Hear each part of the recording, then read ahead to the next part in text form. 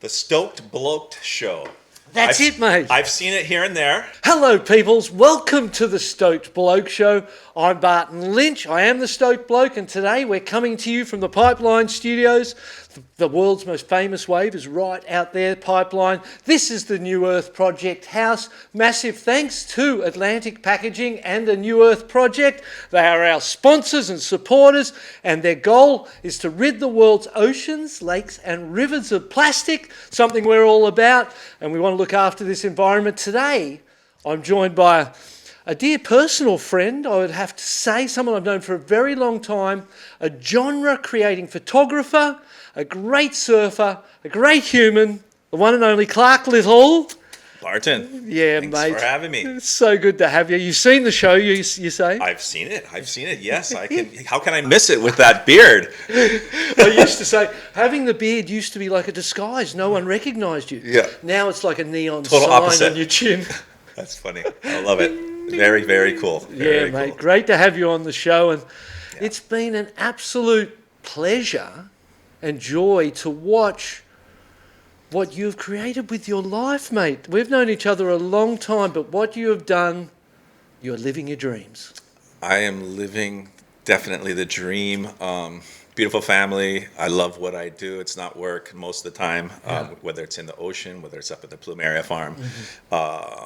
I enjoy life. So I'm one of those lucky persons who gets to work and play at the same time, share it with people, and give them that same vision that I love so much. I mean, that's kind of like how it is. And so it's just kind of trying to put a little bit more happiness in this world, because there's just too much, in my opinion anyway, there's too much weird crap going on. And I think plumerias and that beauty, as well as the ocean waves and stuff, are therapeutic, right? Yeah. As you know, you surf all the time. So it's nice to be able to share that beauty with people from one push of the button all around the world now with social media. Yeah, incredible. It's really cool. My wife's an aromatherapist, so the smells of that plumeria farm and those flowers are incredible, huh? It's insane. Yeah, we just started our tours today. It was our first day, so we go through April all the way through October. It's really fun. My whole family works there. You know, my dad started it 53 years ago. Yeah. So, I mean, 3 generations. Me, my son's totally into plumeria. A guy who went to college for baseball comes home.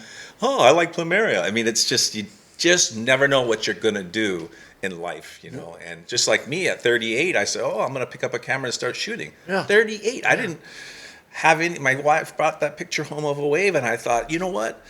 Don't spend money on a wave. I'll take it. That's what inspired me when I first started. That's how it happened. Literally. Yeah, so your wife wanted a photograph for the wall, a wave shot. Yes.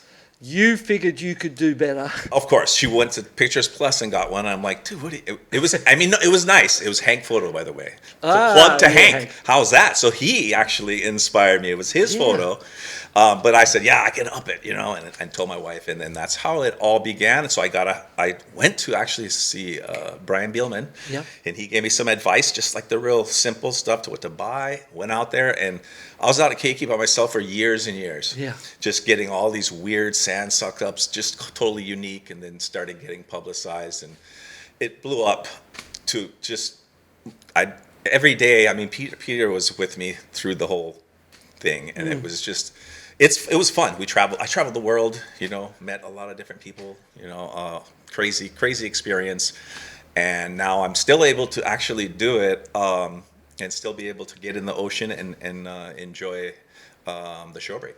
Yeah, and you've got galleries. So we have a gift shop now. It was had 2 galleries, one in Laguna, and then we had one in Haleiwa, but we moved things to the gift shop, which is up at that Plumeria farm. So now it's a hybrid gift shop / Clark Little Photography, which is even better, because we get a lot of tourists that come up there, and it's just been really a fun thing for me. Yeah. Well, and it's most probably not fun for a lot of other people going into the Keiki shore break, and we know that shore break itself has taken lives. Yeah. We know that. You play with it more or less. How do you manage the risk? How do you do that? Because it is a terrifying shore break. As you know, since I was this big, I was surfing and playing in the shore break when I was a little kid. So I took all that in when I started photography, or at least ocean photography at 38. I use all that experience. As you know where the wave's going to break, where the dangerous spots are, where it's going to suck you, this, that. So, I mean, I take all these things into consideration. And honestly, I love getting a beat down for the most part. Yes. I love it. Yeah. Yeah. I mean, I want to get a good breath. But, I mean, getting tossed around, smashing the sound, oh, gosh, it's like that's, to me, therapy. Yeah. And then come up and then just hopefully there's not 10 more. But, and as I age, I mean, I'm 57 and I was this winter, I got some huge, big backwash waves and stuff. And like, I mean, I'm just stoked that I can still get out there and do what I love. I mean, and survive and be in one piece and be healthy and be able to see my kids and my wife. But I do have a drone. I do have a longer lens now. So when it's massive and I'm a little sketchy, even though my pride and my ego is telling me, go, Clark, go. And then after I should have went, but I take the drone out and I'll take some shots or I'll just shoot from the beach because you can get creative from all angles nowadays. One of the most fantastic shots I've ever seen of a wave is the drone shot from above where you see that squareness behind and it explodes. How's that shot? So the way, because it's just short break from a different angle or any wave, and just the way it's coming down, you can see vortexes from the top. You can see almost like a cave and how the water's pushing back out. Like a waterfall comes off of the barrel. But from the top, it's a different angle. So it's neat to be able to, I added that. Actually, PK told me a while ago, like I think 10, 15 years ago, get the DJI. And I'm still using that. And they're really, I enjoy the DJI cameras. They're good. The drones. Yeah. And you really are responsible for creating that genre or style of photography. Of wave photography, of capturing that intimate moment of a wave exploding onto terra firma. It's funny because I was saying I was the only guy out at Keiki when I first started. Yeah, no one was doing it, and there was no GoPros. I had a pre-GoPro even pre-GoPro. Right. I had an SD 500, and I bought a water housing from Amazon, and I literally took one at a time. And by the time I pushed it, it had to think and stuff, and then the wave would go over, so I had to have to pre-push before the wave. Anyway, it's a long story, but one at a time I was taking photos until I, saw Beelman and got the upgrade. And then about 5 years later, there were people everywhere, and in the beginning I was kind of like, because I'm protective about the business. I mean, I have my little spots. I have my zones that I go to because I know where the magic is on this whole North Shore. I've been here all my life. So I kind of was more protective. And then I just saw like the kids having fun. And I just like, I'm not going to lose sleep over it. Hey, you guys, I didn't tell them all my secrets, but I didn't snap or bark or say, I was just kind of going with the flow because they're having just as much fun as me. Exactly. And that's a good thing. So I'm like, hey, these kids, not just kids, there's older people doing it, young. I mean, there's all kinds of male, female, whatever. It's everyone's doing it. And it's a really neat thing. So, I'm happy that I did inspire some people to go out there and play because, and actually there's a lot of people that have small businesses that are selling prints. A lot of my friends are, they're making a little bit of money on it. So I mean, that's awesome. And you said it, playing in shore breaks is a big part of growing up here in Hawaii on the North Shore, right? As a kid. Even me and my brother, right? I mean, we played in the shore break all the time. I loved Waimea shore break. Yeah. I'm still scared of outside Waimea. That scares me. Meaning surfing 20 foot, like Brock, oh, come on, let's go. Take me out and closeout set came in at Waimea and that was the last time I went. I scared the crap out of me. But for some reason, the shore break, I'm very, very comfortable. I used to surf the shore break. Well, that's what I was going to say. I remember you charging that shore break, just pulling into big macking closeouts. That didn't worry you. No, I loved it because it's the same kind of vibe. I took off. I would just pull in and just the beautiful barrels and then, explosion. But then, like I said, for the most part, I don't mind getting the tossed around and stuff. I mean, that's probably helped me get some of these crazy shots to stay and hang in there. I'm gonna stay. I'm gonna charge. I'm gonna get this. I don't care if I get sucked over the falls. Ta ta ta ta ta. Boom! And then, but look, I go back to the computer. I got it. Yeah. So it is exciting and it's fun and it can be dangerous. I mean, I separated my shoulder just from getting smashed. I've got staples, stitches. How many times on my face? I run to Kohuku a couple times. and it's mostly from the housing. That's what's Right. scary. Yeah. It's not like, besides the one getting the separated shoulder, getting sucked over the falls and smashed, it's more, I have to be aware with the housing, because that's like 10 pounds. Yeah. So if that hits you, and sometimes you start getting relaxed, and then one little backwash hits, boom, and it's right to your noggin. And I remember one time I wanted to stay out, and Dane's like, "Dad, you're bleeding, but it's perfect." And Dane like took me to the ER and got stapled up. But because it's so, when you're in the adrenaline, Yeah. it's just like fighters, I guess, right? They just keep scrapping, and I'm out there like, "Oh, this is too much fun. I can't leave. I'm bleeding."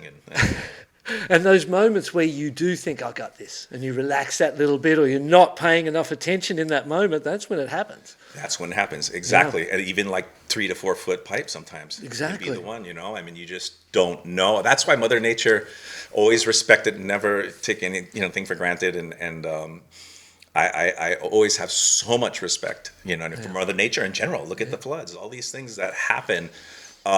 If you don't respect it, it's bad juju, bad karma. Bad know what I mean? Right. So I try as much as I can to respect everything and everybody, for the most part. And and that way I feel better in life, Yeah. What a great moment to take us back. Let's go back in time to Jim and Doric, and God bless your mum. Rest in peace. People don't know. We've known each other. I don't know what year it was exactly, but Mango surfboards. Clark's brother, Brock, who we will talk about as we move on in the interview, but he and I met at log cabins one day, tiny, surfing, only 2 out. We swap boards, we hang out, and then somehow I end up staying at your house. Yep. So I remember sitting down and we talked story for hours, about everything, surfing, and then I would take your mango board out to was it Himalayas? I love, because it's goofy, right? We're both goofy, so I love that long Avalanche, Himalayas, and less crowded. That's another reason why I always chose those places. But Mom, Dad, my brother always opened up the house to a lot of friends, and you were, of course, a close friend, and a lot of other people. And so, I knew you from that had to be at least... It was early 80s, right? Yeah, it was a long time ago. Early 80s. There's 5 years between Clark and I. Yeah. What made Jim and Doric move to Hawaii? Do you know the motivation for them to do that? And that was from Napa Valley, correct? From Napa Valley. Yeah. My dad was a school teacher there. This is crazy. I tell the story this morning, but because we have the Plumeria tours, and I tell the history, which is really interesting. I mean, so my dad actually applied for a job at Punahou in 1971 to become the photography instructor. And photography, Photography, of all things, right? Of all It's in the DNA, I guess. Yeah. No, but... long story short, he got that position, so the littles moved from Napa to Honolulu, and we lived on campus. Me and my brother went to school there. That was our playground, that whole campus, and my dad taught photography for, I think, about 7 years, and then he moved to Leeward Community College, so he was a professor there for 22 years teaching photography and art. So... And now my dad's still around. He's 88. He still drives to the Plumeria farm and is proud as can be. He came out to the farm. We were cruising, talking story. For his son and grandson now. Because Dane's got the bug, I have the bug, and my dad. So it's like this 3-generation family-run Plumeria farm that we all truly enjoy and love. Yeah, crazy. And let's talk about how that started for Jim, because he had a green thumb. He loved being in that greenhouse, potting, and he was always into doing the nursery thing with plants and things. And this is a crazy story. It's the same Punahou one. There was a tree rubbing on our campus house at that time. It was a Plumeria Singapore tree, and my dad. It was keeping me Brock up at night. So I told my dad, and he's like, okay, I'll prune it. So he pruned it, and there was a bunch of cuttings on the ground, and the groundskeeper came by the next day and told my dad, hey, you can plant those. They'll grow for you. And my dad's all, really? He's all, yeah, they'll grow. So my dad's, okay, cool. He went to the cafeteria, grabbed a dozen cans, planted them, and they all grew. He's all, wow, that was really cool. And he said, well, what am I going to do with 12 beautiful Plumeria trees? So my dad went to this place called Gems, and Gems had a garden section. He asked the guy there, hey, I got 12 beautiful trees. Can you help me sell them? And the guy told my dad, brah, in Hawaii, we just take them off the trees and we stick them in the ground. No one's going to buy a Plumeria tree. So my dad thought about it, and he's like, oh, business guy. He's all, can you take them on consignment? And the guy told my dad, sure, I'll try, but we're in Hawaii. They're everywhere. I don't think they'll sell. So sure enough, my dad went away for 2 weeks, came back, they all sold. And that's what inspired my dad 53 years ago to start collecting, hybridizing, and growing and meeting a lot of influential people around the island and the world. He traveled all over the world collecting different cuttings. So we have over like 285 different plumeria. 285 different types of plumeria. Yes, I mean fragrances, colors. It's so beautiful. You've been there. It's a really peaceful place up there. We're lucky to have a long-term lease with Kamehameha Schools, so we can actually share this love and passion with all these guests, and a lot of them are local guests. And they're like, I didn't even know this place existed. I mean, you can literally watch the sunset at Kaina Point from the plumeria farm. I mean, it's one of those things where I enjoy going and watching people smile and get excited about it. Spiritual, huh? Oh yeah, no question. Chicken skin, it's just like, wow, it's really special. Let's talk about Mum. Yeah. She was quite the character, and your mum and dad had such different personalities. And in their both of their ways of being, Mum was quite intellectual and great communicator. She was a teacher as well. Yeah, my mom was a character. She's had her PhD in education. She didn't stop till the day she passed. I mean, she really loved her students and loved just teaching and watching them grow and develop. And then they would come back and thank her, for getting into medical school or this and that. And I remember watching that, and my mom was always, I could do no wrong. I was her baby. You know what I mean? I mean, I swear, she would go walking. She cut the butt. She was giving out postcards to everybody with my, the photography and stuff. And she just was so proud of me and Brock. My goodness, you know what I mean, Brock. And it's so weird. We came to Hawaii, then Brock and I both have careers in Hawaii doing, things on this island. Yeah. You know what I mean? He's surfing, and then I'm doing, photography. And it's just really cool that, we were able to do something that we both enjoyed and loved. Couple of years between you and Brock? He was your older bro? Brock was, what was Brock? He's a year and a half older. Yeah, so he would be 59 now. Yeah, 59. So Brock was my he was everything to me, meaning he would have my back no matter what. Mm-hmm. Everything he did, Brock did, he would do for his little brother. I mean, even to the point where fighting people, even, what? Okay, goes down there to the harbor and he starts scrapping the people. And Brock was, he was such a unique, to me, he was just my brother, but he had such a different personality. And a lot of people, well, either liked it or didn't like it, depending. He could come off a little frisky. He was always fighting. He wasn't scared of anything, your brother. He was not Where scared. did that come from? Brock was one of the most inspired characters I've ever met to this day. That's how he went through life to the day he passed. Yeah, right. That's what's crazy. Even, I talked to him, and I traveled the world. I've done everything. You know what I mean? He didn't want to pass away. He didn't want to die. Of course, no. But, at the same time, he was like, he went down, boom, like, that's okay. I'm solid. He was like that was wipeouts, wasn't like, he? for me, I'd be like, woo. I don't want that to happen again. It's crazy. But, so he's just, what a strong character he was. And I'm so happy that he was watching over me as a little kid. Hitchhiking up the hill, you know what I mean? I went everywhere. If my brother was with me, you know what I mean, taking care. So it was awesome. And then, like I said, he got into the big waves outside. Mm-hmm. I got into the shore break. Yeah. It's so interesting, but that's how it ended up. It played out. And, I was thinking back to those days down Papailoa Street at Ronald's house. Yeah. And the gang and the crew. Tell us a little bit about that time and what, how that was growing up, because that, from the outside, that looked like an extremely special time. Yeah, the Hill House was definitely special. My brother and I lived there for years. Yeah. Just because it was convenient. All our surfboards were there, all our friends, everybody, Slater, Cheese, Chesser, on and on, Dorian. of course, the Hills, right? Ronald and the whole family. I can name them all, but what a good, tight group of people. We still have like a group text together and stuff, which is really cool. But the parents, Mr. and Mrs. Hill, were just, so like sweet, and they took us in like their own child.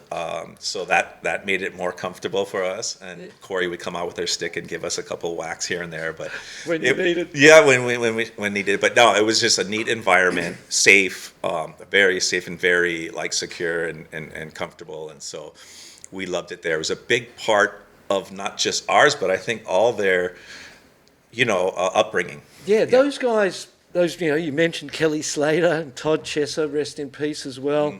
Shane Dorian. Brock had a massive influence on that generation, didn't he? He did. I didn't really recognise or understand that until more recent times. Same here. And they start reading it. And I get like people texting me or DMing me going, "Oh my gosh, Brock was my biggest inspiration, da da da da." And I'm like, "What? What, really? Was it Kobe? That one guy from Australia, Kobe Arberton. Kobe Everton. Yeah, that guy.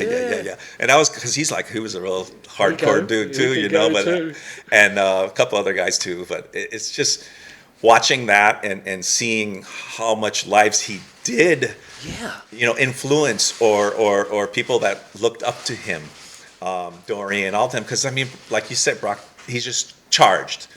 He didn't care whether it was jumping off Wahiwa Bridge or doing stunts or surfing the biggest waves and had no fear.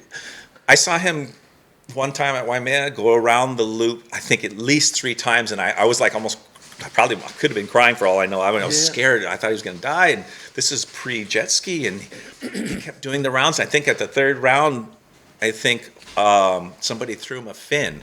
Derek Donor, I think, and then that helped him sneak in. Yeah. You know what I mean? All they had then was like a helicopter, and if you're even lucky, I remember being at Haleiwa and it's macking 15-foot closed, like just out of control, unsurfable by all the counts. And I think it was $5. He goes, "I'll go for $5." And I'm thinking, there's no way I would go out there catching double ups. Yeah, he goes, "I'll go out there and catch one. If you give me a $5, I go, okay." And I bet, and he just paddles out on his own, pulls it off, gets a couple, comes in, there's your $5. And I honestly felt like, because he wasn't a big man, he wasn't a big kid, he was kind of skinny but strong, and that mind was most probably stronger than the physicality that he had. When he combined the two. Yep. Whew. He put it together, and that Eddie Aikau, I think it was the 97 one or whatever, put him on the map just because he did all the right things. Or went for the biggest wave. Yeah, whether he made it or not, who cares? No, he's dropping down. That was the biggest wave to that point in time. Oh my gosh, I thought he was. I was watching that. Oh my, the tube, insane. Yeah, it popped out a little bit, So that's like. For Waimea, I think those are two almost like first. Definitely the barrel, kind of popping in and out. Now everyone kind of tries to pull in, including the shore break. I see these guys, let's see who's going to pull in the shore break this year. Yeah. Because they do it, and I'm like, so I repost it if they do it. They get a good one, I can't remember who, but they're all. I think Michael Ho started. We saw Andy Irons do it. Mason might have done it this year. Yeah, I think Mason did it. Yeah, I think I saw Mason. It's become a part of that thing. Because that's killer. Charge the short break. Why not add a little boom to your the crowd big wave? Loves it. Love it. And it takes advantage of the whole thing. Yeah. And you add some flavor.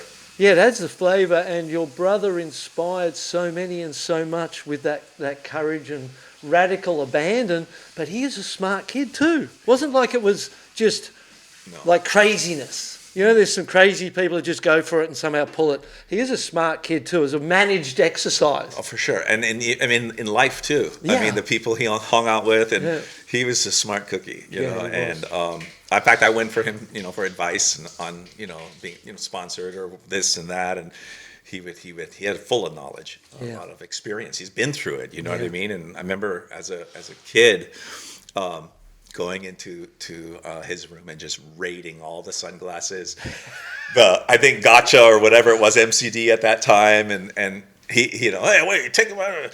And it was funny. It's so funny. And then now, or when Brock was here with us, he used to go to our warehouse because I have all kinds of Clark Little clothing now. So it totally changed. And then he would get all like the pictures for all his stunt friends, and he would get all the clothes and wearing all my Clark Little clothes. It was like so funny. And he was just like my mom. I mean, like #1 supporter. He was so proud of me, which was make me feel really good, inside that my brother. I mean, I knew he did art always, but I mean, it was just really cool to watch me start from nothing to turning into this shorebreak dude. In fact, the first person I shared my photos with was my brother.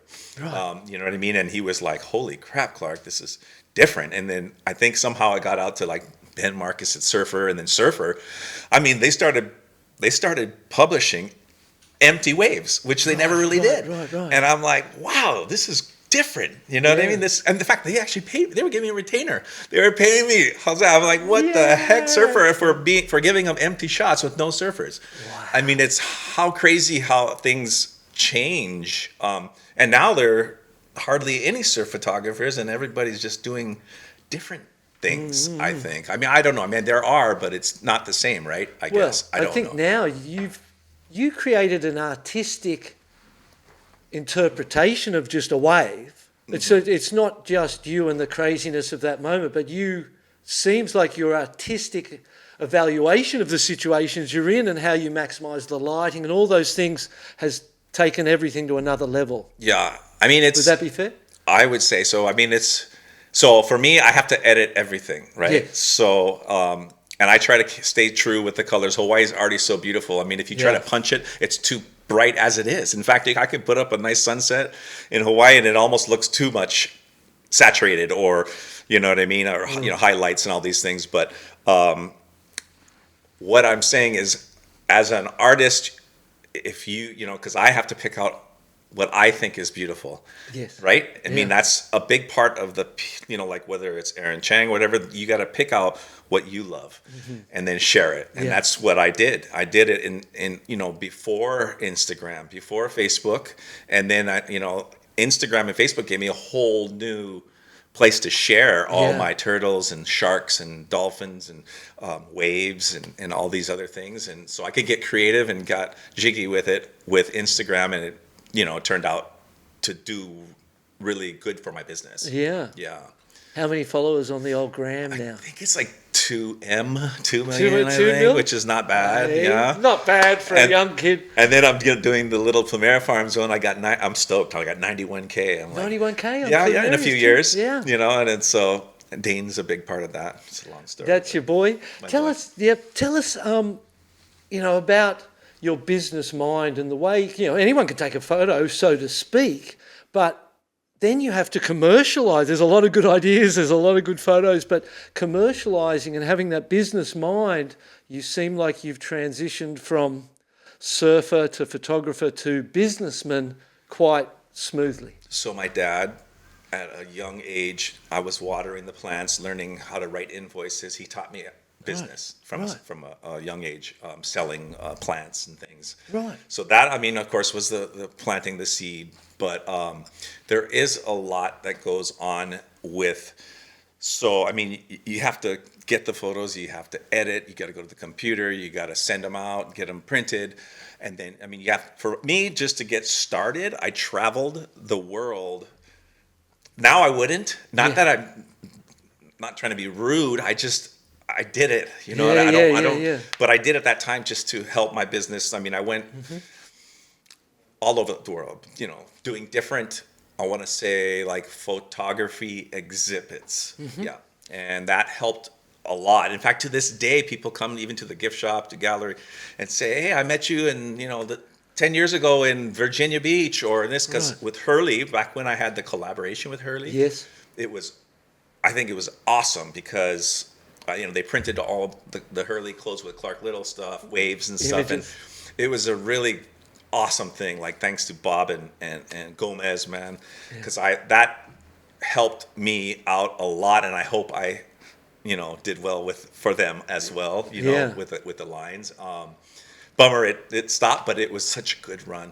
And I did so much traveling with them of different. I had a good run with them too for a while there. It was a fantastic relationship, and Bob held the hand out and said, "Come and work with us," and it gave me a whole breath of new life, and it was a fantastic. And my brother. Yeah, that's right. Isn't it crazy? Yeah. So like I'm in the beginning, I was like, oh, all bummed, because of course, right? Because we had such a cool thing. Yeah. Then after, I'm like grateful. Yeah. I'm so stoked for that experience, and all these. I think we did like either 10 or 15 different wave shots of lines. Yeah, which was kind of cool. So. I remember Bob saying to me that if he'd been told beforehand, you're going to build this amazing brand and for 20 years or whatever, you're going to employ people and friends and create this amazing community, do all this super cool stuff, then you're going to sell it and it's going to go to shit. He goes, well, I'd still do it. Yeah. You know what I mean? Wow. Because the time itself was so fantastic for so many people. And in my mind, it kind of highlights a corporation that's concerned with profits needs to think about that. It's always cutting corners to make those profits. A company run by an individual doesn't really need to, it just needs people to be paid. Mm-hmm. And they all get paid and you create this wonderful environment and family environment and everyone's working and everyone's winning. Yep. Different scenario to today's surf world we live in. No, I mean the Hurley headquarters, I go into all the different rooms, hey, what's up? All the friends, it was insane. I loved it. Yeah. I loved it. And they were all cool and I knew everybody and like I said, they were supportive. And that was a good thing. Yeah, it was, mate. And speaking of good things, where's your stuff? Where can people go? Where do they find Clark Little and Clark Little's prints and all of the Plumeria farm? Yeah, no, and you online? You can. No, it's online. Yeah, clarklittle.com. Yes. You can pick up prints, and we have aluminums and canvas and all kinds of different things, as well as the gift shop we have up there at the Plumeria farm. So, it's out there, and like I was saying, I'm still able to get in there, so it's really fun. And you've got the whole family, you said, working up at the Plumeria farm. How does that feel to be with your kids and all share a passion? I love it. My whole family was there today. Dane, Allie, my son, and my daughter, my wife, Sandy, she works in the gift shop. So we have and my sister-in-law. So we have everybody working, and it's awesome because we get along. Yeah, I mean, if we were not that close, it might be a different story. But no, we it's good because you can trust everybody. And I got Rob Frazier up there as our security, which is, I don't know if you know him, but he's a character and he's awesome. And anyway, just a bunch of people. Yeah, good. It's a good vibe up there at the Plumeria farm, let me tell you. And what are you grateful for, mate? When you look at this life that you've got to live, thinking back to Jim and Doric moving to Hawaii and transplanting you guys from Napa, you're in this beautiful thing, and both you and your brother made your parents very proud, mate. Yeah, so if it weren't for my parents, obviously we wouldn't be here. Beautiful, loving children, wife, family. I mean, that's the most, for me, family's everything. Yeah. I mean, it really is. Health, happiness. But yeah, Hawaii in general too is crazy. Like I have a lot, I want to say, of respect, of course, for the islands. Without this beauty, I would have no job. Yeah, what are you going to shoot? No, exactly. So that Hawaii, concrete building or whatever. Yeah.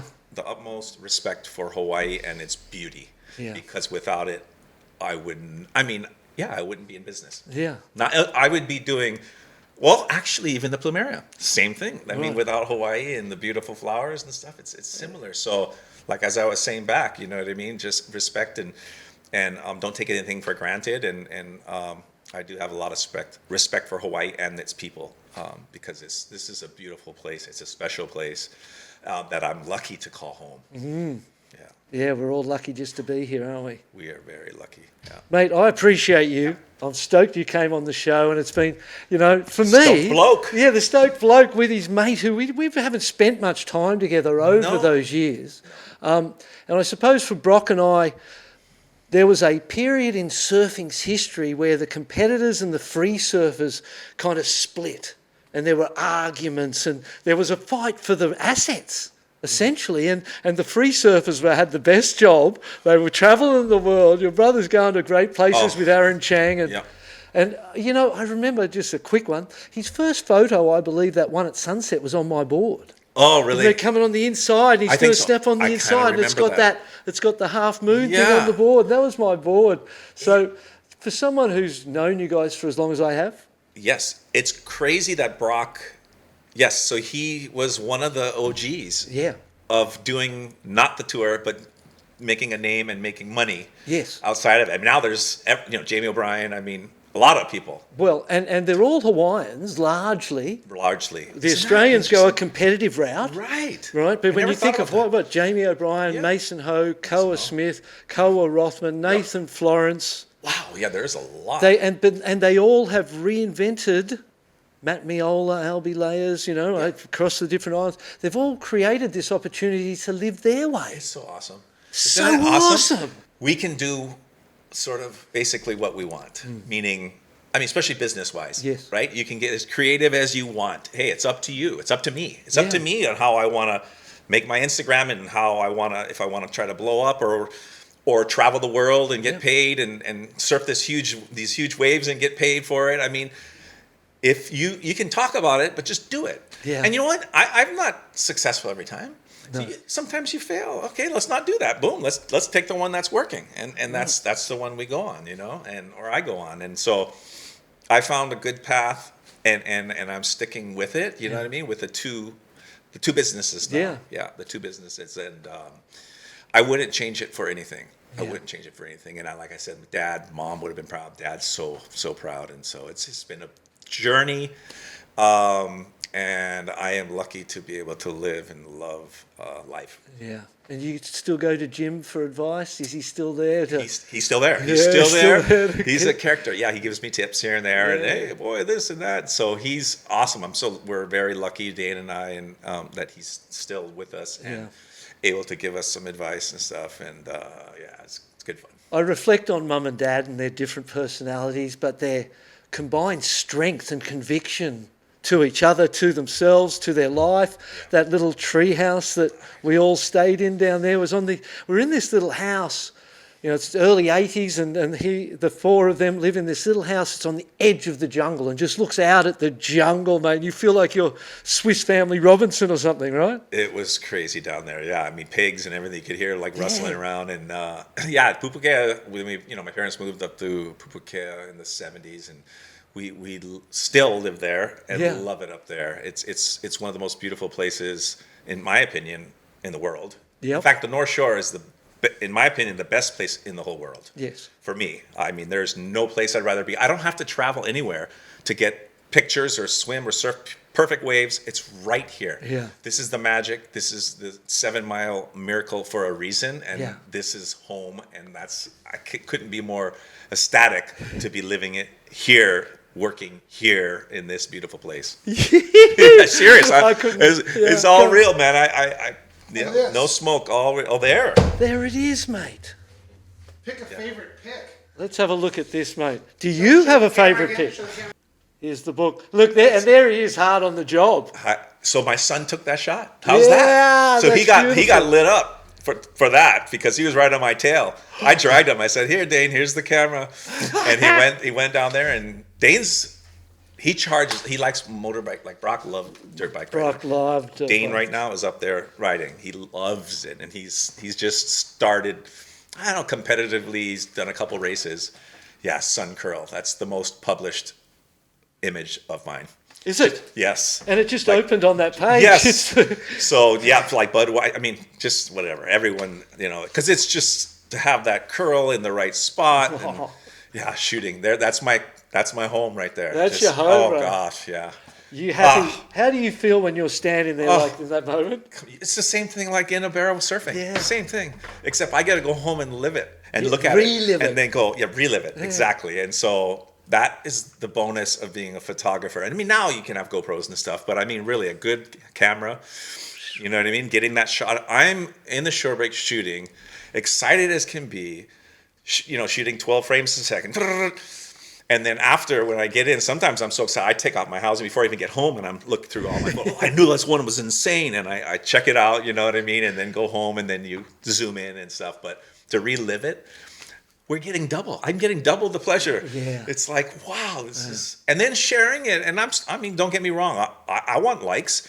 I'm not going to bull crap. No. I want people to comment. I'll be bummed if I get 2 likes and I love the photo, you know, Yeah. or whatever. And so that makes me happy when people are excited for something that I picked out or shot that they enjoy. Yeah, you knew your instincts told you Yes. it was good, and they went, "Yeah, you're right." Yes, Yeah. I know, because that's a big part of it. You know what I mean? Like I said, the artist picking out what you think is beautiful, and then sharing it is a big deal. I mean, you won't sell anything if people don't like it. No. So, And the fact that they put them on their walls and look at it, and that feeling that you got in that moment I know. continues for them. Every time they look at that thing, they feel something, don't they? You know, shooting short break, no one was doing it, so I was able to like strike a nerve, and people like, hi, back in 1975, I saw that when I was body surfing Sandy's. You know, Yeah, people right. and people from the middle of the United States or world where no water, and they still like, gosh, I love your stuff. I don't even like the ocean, but I love, you know. So it's like it captures people, and gives them that cool feeling, I think. Yeah. You know what I mean? That cool vibe, and that's cool. I like that. I like that. And I'll tell you who else has still got a cool vibe and mentioned it to me before I was coming, because he knew I was coming to do the interview with you, was my son Lion. Oh, and you yeah. took that photo of him jumping off the rocks at I did. Mary's first time. Remember that? Yeah. That's so crazy. I just saw you randomly. I was like Yeah. shooting turtles or something, and I'm like, "Come on here, I'll get you. Yeah, Get jump your on. son." Yeah. Yeah. That's so funny. I remember clearly. He said to say thank you for Oh, that, yeah, for 'cause sure. that memory lives with him. Oh, that's so cool. Yeah. I'm stoked. No, I mean, I do whatever I can for you, Barton. I mean, I don't. You know what? Honestly, this is my first podcast ever. I didn't First, think you did too no, many. I never did any, and I wouldn't do anything except for Barton and PK. Yeah, brother. You know, and I love talking about fun things in my Yeah. family and things. You know what I Yeah. mean, and what I do. So, thank you for having me. It's really fun. Really fun. We appreciate you opening up. I'm so proud of your brother and what he made of his time on the planet, and how many people he influenced. And you and I both learnt after the fact, I suppose, a little bit like, whoa, he touched so many people. I know. It's just, which is special. It's neat to see, and yeah, it does trip me out just to see, like, wow. Anyway, it's cool. The best surfers in the world were touched by him, learnt things from him, inspired by him. Yeah. And then you've done the same thing on your level, in your ways. And you're a tribute to your parents, you're a tribute to the sport. You've made people appreciate the ocean in ways that just riding a wave and being a cool surfer dude just don't do. Right. Seeing it with no human impact, but just the beauty of that moment of energy and nature it's a powerful thing, brother. The thrill is real. It's real, bro. And you're real. The thrill is real. People, we appreciate you tuning into the show. This has been the Stoked Bloke with Clark Little. John, you're creating. Great surfer. He ripped too. All the goofies. He's a good goofy. Goofies. Yeah, bro. Rule. Yeah. Awesome. Thank you again, mate. Yep, you Thank got you it. guys Thank for you. watching. And thank you to A New Earth Project for the support. We'll see you next time.